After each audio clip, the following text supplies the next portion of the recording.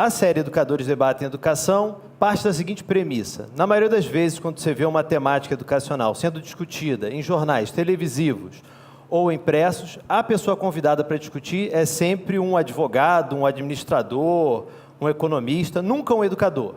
Então, a nossa ideia aqui é trazer sempre 2 educadores para debaterem educação, algo que pode parecer óbvio, mas não é tanto.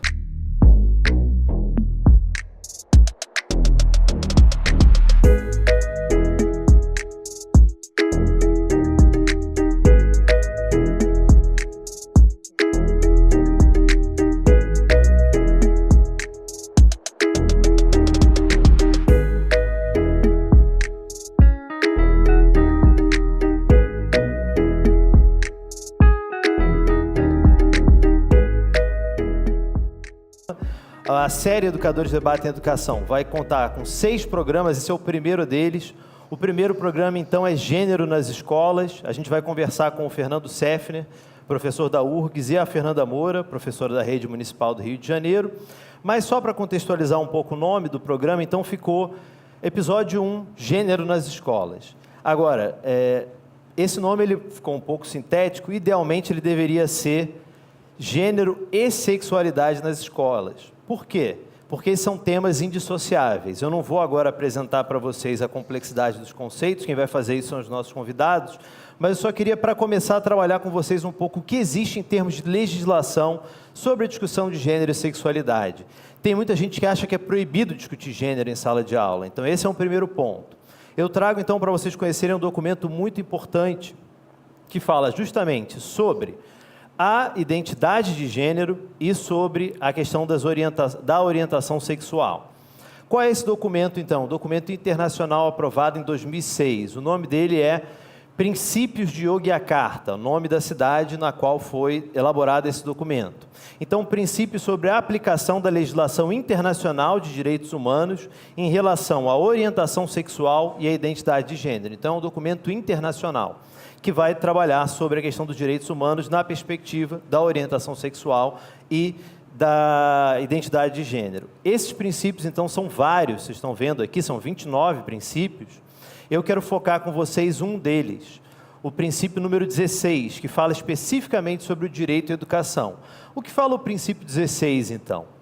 Eu coloquei aqui para nós, ele cabe numa página, né, a página 24 do documento, ele diz o seguinte: toda pessoa tem o direito à educação, sem discriminação por motivos de sua orientação sexual e identidade de gênero, e respeitando essas características. Então, é um documento internacional que está apontando para a necessidade de abordar a questão de gênero e sexualidade nas escolas. Você pode me perguntar, mas Fernando, se aplica no Brasil? Sim. No final do documento, nós temos um apêndice com os signatários dos princípios, signatários e signatárias dos princípios de Yogyakarta, e logo o terceiro nome, então, foi uma representante do Brasil. Então, o Brasil ele é signatário desse documento. Quando é que a discussão sobre gênero, então, a gente tem um documento internacional que é bem claro, apontando a necessidade de trabalhar essas questões. O que a gente tem no Brasil, e aqui é o foco de algumas confusões que eu vou tentar desfazer para a gente entrar no tema. Em 2010, por volta de 2010, estava sendo elaborado um documento chamado Escola Sem Homofobia, que estava sendo alvo, em 2010, de algumas discussões dentro do Congresso Nacional. Qual é o problema? Na época, o deputado Jair Bolsonaro, ele passando por uma reunião de uma comissão, olha ali e vê uma versão do material que estava sendo discutido e vai chamar esse material de kit gay. Isso ganha uma grande dimensão. Então, o primeiro ponto para falar sobre essa temática é dizer que não existe kit gay. E muitos materiais são mostrados, como o material que foi mostrado no Jornal Nacional, com um buraquinho que se fez assim, é um livro que nunca foi distribuído. Então, esse é o primeiro ponto. Não existe kit gay, existe Escola Sem Homofobia, que foi um material que nem chegou a ser distribuído por conta dessa polêmica. Uma polêmica que se estendeu por alguns anos. Em 2010, nós deveríamos ter aprovado o nosso Plano Nacional de Educação. O que é o Plano Nacional de Educação? É um documento que diz, em 10 anos, quais metas o Brasil quer atingir no campo da educação. Só que a discussão, a polêmica foi tão grande que esse documento acabou só sendo aprovado em 2014 para pensar as metas até 2024.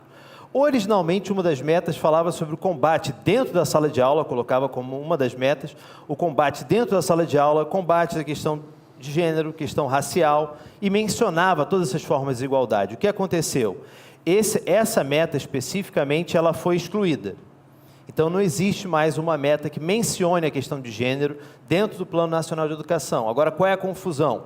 Algumas pessoas querem fazer acreditar, acho que por engano e às vezes de má fé, que isso se tornaria uma exclusão, uma proibição da discussão de gênero. Então, esse é um ponto que eu quero destacar aqui com vocês. Essa exclusão de uma meta não constitui uma proibição. É simplesmente, não existe mais uma meta específica para o combate à desigualdade de gênero, assim como outras formas de desigualdade. Nós temos projetos que tentam proibir a discussão de gênero. Eu aqui trouxe um exemplo, então. Na Câmara dos Deputados, nós temos uma comissão especial dedicada a discutir o PL 7.180, de 2014. E, na verdade, não só o 7.180, mas outros 9 projetos. A gente está com um total de 10 projetos discutindo a temática. Um deles, inclusive, é de autoria do Cabo Daciolo. E esses projetos, além do Escola Sem Partido, que é o PL 867, de 2015, eles deram origem a um texto substitutivo, que é uma reunião de todos esses projetos. A comissão especial não concluiu ainda os seus trabalhos, no momento que a gente está gravando isso, no dia 21 de novembro, mas o projeto, eu coloquei aqui já uma parte desse texto substitutivo, esse texto do projeto, uma das coisas que eles querem incluir na Lei de Diretriz e Base da Educação Nacional seria esse parágrafo único aqui. A educação não desenvolverá políticas de ensino, nem adotará currículo escolar, disciplinas obrigatórias, nem mesmo de forma complementar ou facultativa, que tendam a aplicar a ideologia de gênero, o termo gênero ou orientação sexual. Então, projeto de lei não está aprovado ainda, mas a gente tem uma tentativa concreta de censurar o uso de um termo, no caso o termo gênero. Você não poderia mais falar sobre gênero alimentício, não poderia mais falar sobre gênero discursivo, gênero literário, seria a censura de um termo. E, além disso, do uso do termo, várias questões que nós vamos discutir agora aqui com o Fernando e com a Fernanda, que são essenciais para o convívio dentro da sala de aula. Mas só para fechar essa breve introdução, vocês viram ali a proibição do termo ideologia de gênero. Esse é um termo importante também de ser problematizado. Esse aqui é um meme que roda aí nas redes sociais. Ideologia de gênero, uma ideologia antifamília. Então, existe no Brasil, não só no Brasil, mas em outros países, uma tentativa de dizer que discutir gênero seria destruir a família, ensinar sexo para as crianças, tudo isso que não passa pela discussão que a gente vai trabalhar aqui hoje. Mas essa é uma ferramenta de manipulação política do pânico moral, que foi o que nós vivemos muito na nossa última eleição presidencial. Feita essa breve introdução agora, então, eu vou chamar os nossos convidados.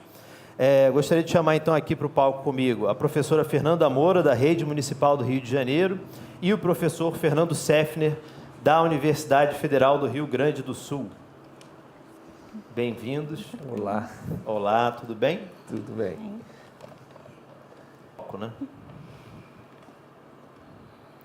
Bom, começando então o primeiro bloco, já aqui com o Fernando e com a Fernanda, e o Fernando, o Fernandix. Uma primeira pergunta então para o Seffner. Seffner, a minha primeira pergunta para você é a seguinte: tem muita gente que diz que a gente deveria gastar o tempo da escola para discutir coisas importantes como matemática e português, e não perder tempo discutindo gênero, sexualidade ou raça. Então eu queria que você tentasse desconstruir um pouco essa ideia aqui com a gente. Sim. Olha, é assim, não há agrupamento humano, né? Uma sala de aula, um auditório como esse daqui, um escritório, uma assembleia de pessoas que pertencem a uma mesma religião. Não há agrupamento humano que não esteja atravessado por uma série de marcadores sociais que estabelecem diferença entre as pessoas, e essas diferenças podem rapidamente conduzir a desigualdade e violência. Qualquer agrupamento humano tem pessoas mais velhas e mais jovens, tem aí uma diferença de geração, e a gente pode ter pessoas mais jovens cometendo atos violentos com pessoas mais velhas ou vice-versa. Na maioria dos agrupamentos humanos também, a gente tem uma diferença de cor da pele ou de raça, isso aí pode dar margem a preconceito e discriminação. Posso ter um agrupamento humano num edifício, por exemplo, onde há pessoas que vêm do Nordeste, do Sul, do Sudeste, isso pode dar margem a um certo modo de preconceito, né? Lá vem os nordestinos, aqui estão os sulistas, que em princípio seriam melhores. Para o tema que nos interessa aqui, não há praticamente agrupamento humano, né, que não esteja atravessado por essa diferença, que é a diferença de gênero, né, constitui-se de homens e mulheres, a maioria dos agrupamentos humanos, e a diferença de orientação sexual. Então é muito engraçado quando as pessoas dizem o seguinte, assim, ó, não, mas na escola não precisava disso, como se fosse alguma coisa que a professora levasse para dentro da escola. A professora não leva nada para dentro da escola.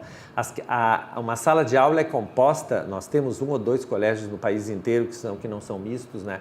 Ela é composta por indivíduos do masculino e do feminino e por indivíduos também que no campo do masculino ou no campo do feminino têm orientação sexual diferente, né?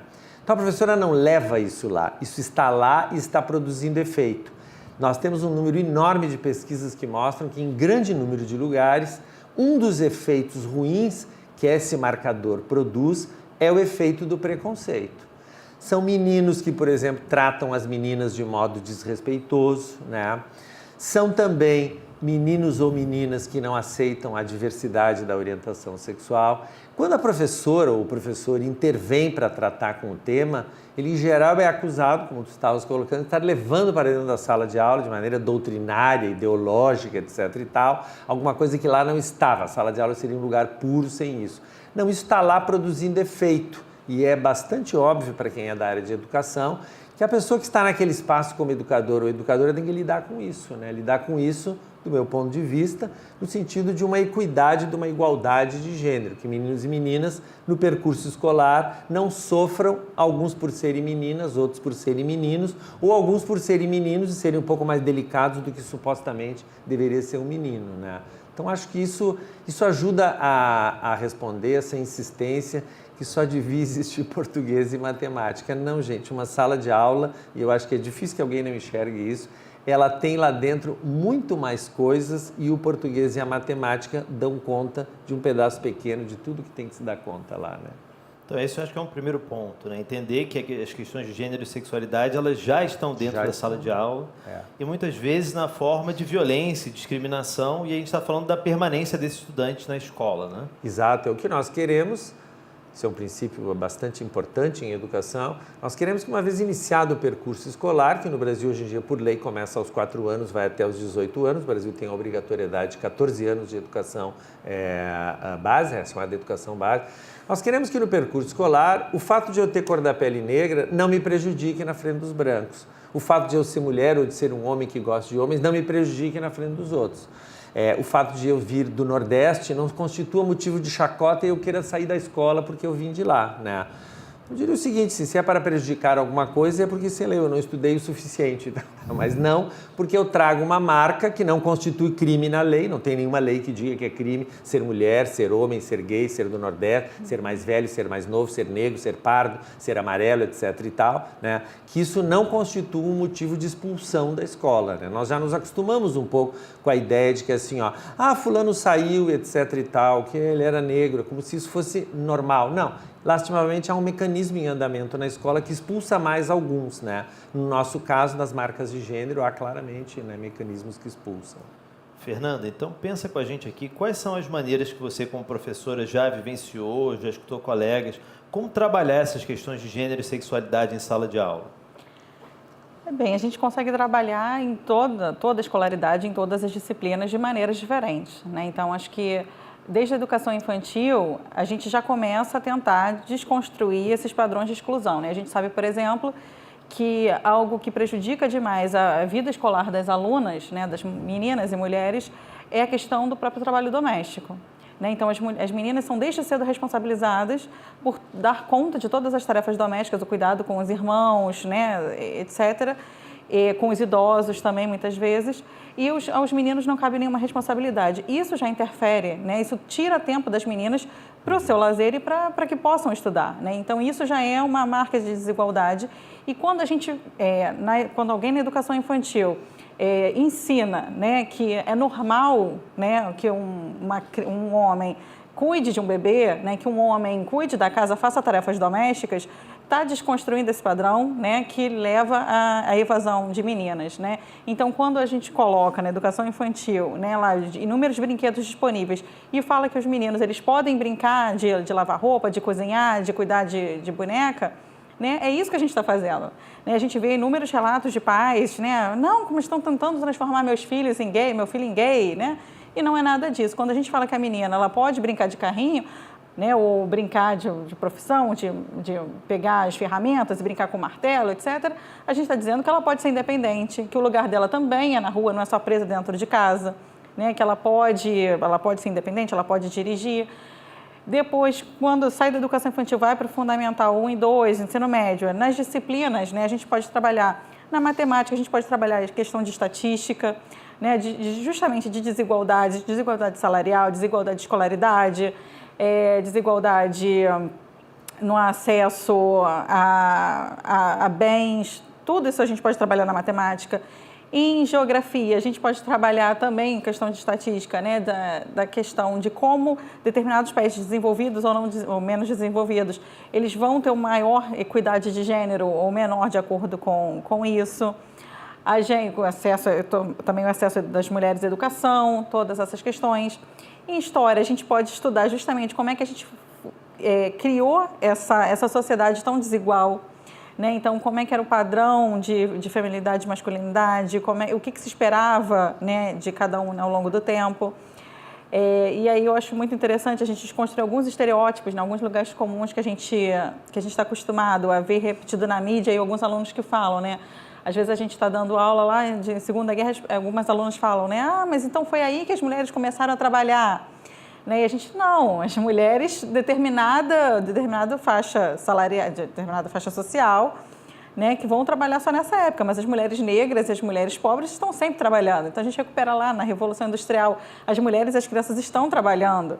Né? No Brasil, criado sob o sistema escravista, as mulheres negras estão trabalhando. Né? Então, essa é uma questão, isso é trabalhar gênero na escola, não é nada diferente disso, né? Não é nenhum monstro de 7 cabeças, não é nada difícil, né, de compreender. Em português literatura, quando vai se discutir um texto e aí você discute qual é o papel de gênero que está se constituindo para cada personagem, né, os próprios contos de fada, né, o que se espera da princesa ou do príncipe, qual é o papel deles nessa história, né? Então, assim, são coisas que os professores fazem cotidianamente. A gente sempre fez, alguns mais, outros menos, mas sempre foi feito. E hoje se cria esse pânico moral falando que o professor está sexualizando a criança por trabalhar gênero, né? Mas provavelmente essas próprias pessoas que hoje falam essas coisas tiveram esse tipo de discussão na escola e nem perceberam que elas estavam discutindo gênero, né? Eu uma vez conversei com uma professora de educação física, você perguntou, educação física, o que tem a ver com isso, né? E ela me contou que ela dividia a turma e falava, quem joga melhor bola? E aí eram sempre os meninos. E ela pensava, isso é biológico, os meninos...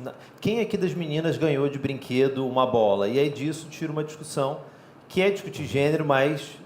Sim. As pessoas vivem isso sem esse rótulo, né? E não só na educação física, mas na própria matemática, né? Muitas pessoas, muitas pesquisas entendem hoje, né, que a própria questão dos meninos serem melhores na matemática, estatisticamente, quando a gente pega essas provas, né, vem do fato de os meninos brincarem de Lego. Né? Isso daria para eles uma capacidade espacial, né? E as meninas não, como elas só brincam de boneca, de casinha, isso impediria essa construção do raciocínio, né? Matemático, espacial. Né? Então, assim, uma coisa tão simples, o acesso a um determinado brinquedo que é vendido só para meninas. E quando você vai vender para as meninas o Lego, é aquele Lego rosa, né, que é para montar especificamente uma casinha. Né? Então, até nessa questão, o brinquedo vem generificado, dizendo que ele só pode ser usado para uma determinada coisa. Exato. Né? A gente está falando aqui de generificado, gênero, sexualidade. Sefner, será que você poderia definir para a gente de uma maneira clara qual é a distinção aqui entre gênero e sexualidade? Clara nesses temas da sexualidade, como parte das coisas se passa embaixo das cobertas, mas evidentemente que diferenciar, como tu já fizeste no início do programa, eu acho que ajuda a entender um pouco e também ajuda a perceber atravessamentos que não colaboram muito para entender, né? Eu acho que dá para dizer, assim, de modo bastante definidor, né, que se a gente examinar a sociedade, a maioria dos seres humanos se aloca em termos de gênero no campo do masculino ou no campo do feminino, né?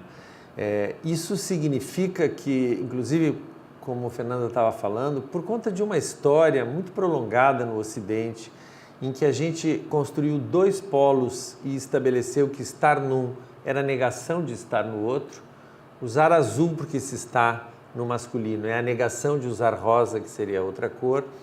Na nossa sociedade isso não é assim não foi assim em todas as sociedades, não era assim na sociedade indígena, não é assim em algumas sociedades orientais, né? Não é assim em outros grupos. Então a gente aloca em geral, as pessoas se alocam nesses dois campos. Isso, do meu ponto de vista, diz respeito a gênero, né? A pessoa olha para si e se reconhece naquilo que ela é, naquilo que ela prefere, né? Como do campo do masculino ou do feminino.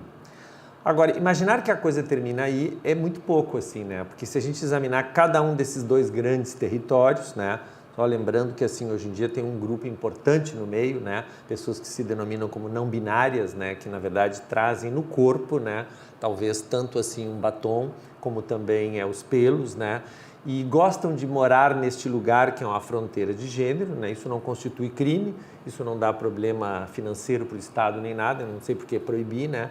Assim, agora, eu acho que assim, na questão da orientação sexual, a gente tem uma proliferação muito maior.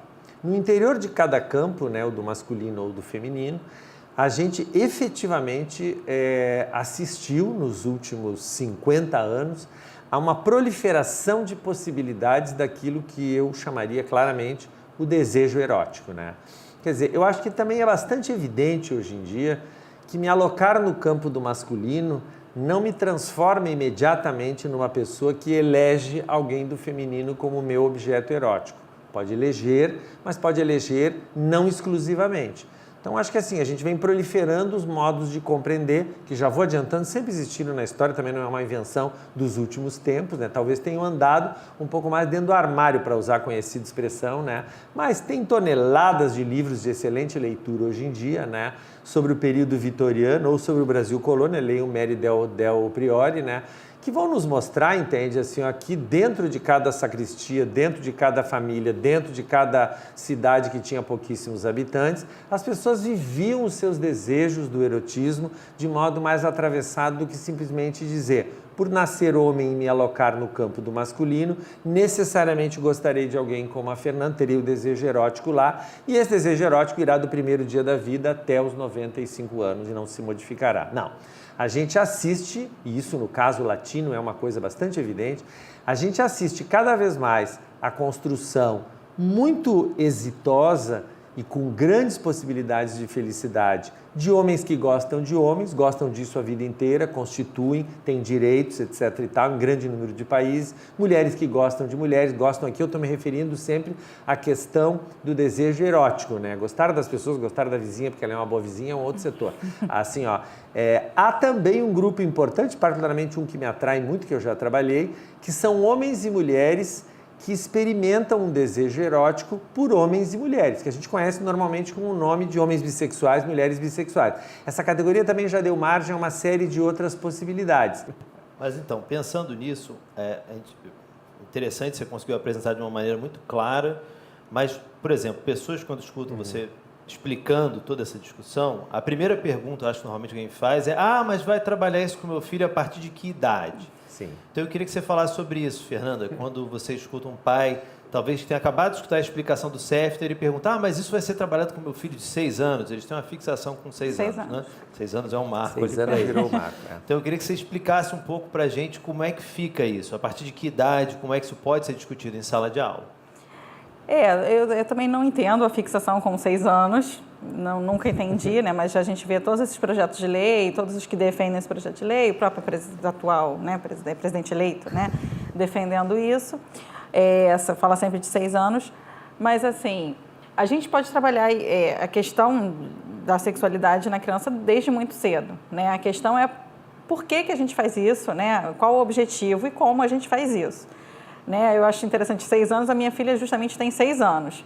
E desde, acho que os 3 anos e meio, assim, eu comecei a falar com ela sobre determinadas questões. Né? Então, explicar para ela que existiam determinadas partes do corpo que ninguém deveria tocar. Né? Que aquilo ali, aquelas partes são delas, são partes que ela tem e que todos têm e todos cuidam dessas partes por si mesmos, né? E que determinadas pessoas podem querer tocar, mas não têm esse direito. Né? E eu já estava me preparando naquele momento para a entrada dela na escola a partir dos 4 anos, que eu já pensava em coleguinhas, né? Questões assim. E aí eu comecei a trabalhar com essa idade. Mas na escola, quando a gente aborda essa questão, a gente aborda por esse viés, né? Porque a gente pretende, com isso, evitar abusos de crianças que são extremamente comuns, infelizmente. Né? E aí é interessante a gente recuperar as estatísticas, né? Porque as pessoas falam, não, quem tem que trabalhar a questão de gênero e sexualidade é pai e mãe, né? E aí o próprio presidente eleito falou, né? Quem trabalha sexo com a criança, quem debate sexo com a criança é quem ensina sexo. Ele usou isso, quem ensina sexo é pai e mãe, né? E aí é terrível, né? Ensinar sexo, né? Mas isso diz muito sobre a nossa sociedade, né? Porque quando a gente pega as estatísticas, a gente vê que 70% dos casos de estupro no Brasil são cometidos contra crianças e adolescentes. Né? Então, aquela imagem idealizada que se tem do estupro, né, que as pessoas têm, o estupro acontece uma mulher andando seminua na rua à noite de madrugada e aí vem um desconhecido e a estupra. Né? Isso não corresponde à realidade do que é o estupro no Brasil. Né? Quando a gente pega os dados estatísticos, a gente vê 70% dos casos acontecem contra crianças e adolescentes. E acontecem onde? Né? São crianças e adolescentes. Acontecem dentro de casa. Né? E é interessante o número, né? Porque 50% acontece contra crianças ainda por cima. Exato. E 20% contra adolescentes. Né? Então, o maior alvo de estupro no Brasil são crianças, né? Entendendo crianças até, desde recém-nascidos, que a gente vê crianças morrendo por causa de abuso sexual, até 12 anos. Né?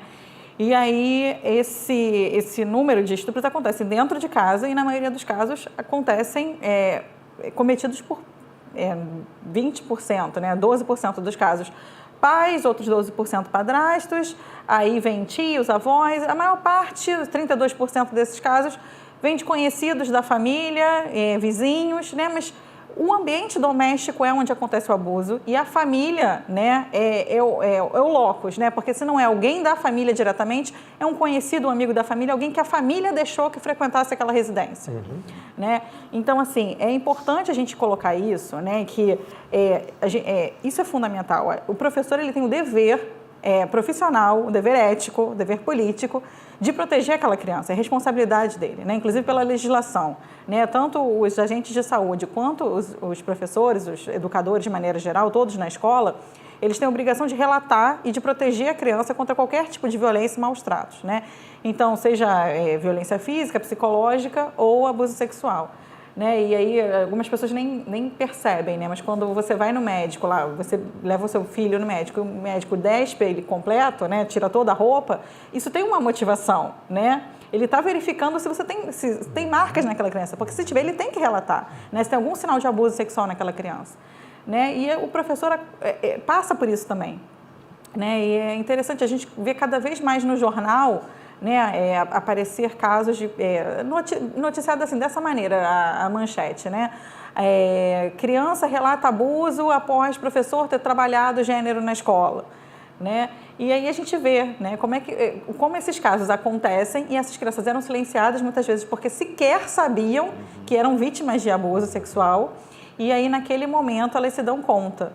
Né? E aí, conforme a idade vai passando, a gente vai trabalhando de outras maneiras. Né? A gente vai trabalhando tanto nessa questão de trabalhar contra o preconceito, para que as pessoas que têm outras orientações sexuais não se sintam compelidas a deixar a escola, por não se sentirem que aquele é um ambiente seguro para elas, onde elas sejam benquistas, etc., quanto no próprio sentido de preservar também, aí nesse momento já não se fala tanto mais de menino ou menina, mas especificamente as meninas, as adolescentes, né, preservá-las de estupro, porque aí a gente vai notar outros dados estatísticos, né, de que a maioria dos jovens no Brasil não sabem o que é um estupro, né, eles acham que aquilo ali é sexo, eles não entendem a questão do consentimento, né, então aí nessa idade a gente tanto trabalha a questão, né, na adolescência, tanto a questão de não discriminar quem é diferente, quem pensa diferente, ou quem é diferente da norma, né, quanto entender que o consentimento é fundamental, que você não pode fazer com uma pessoa algo que ela não queira que seja feito,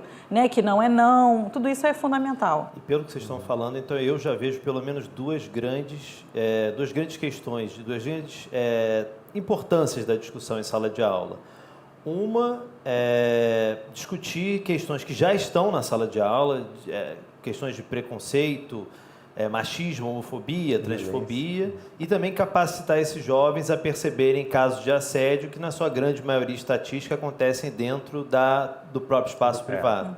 Então, quando alguém vem com o lema "meus filhos, minhas regras", isso é muito perigoso, né? Sim. Porque coloca esse jovem justamente nesse campo no qual ele nem é capaz de perceber esse tipo de assédio. Isso. Eu vou, então, fazer o seguinte, vou fechar esse primeiro bloco aqui e a gente volta para o segundo bloco.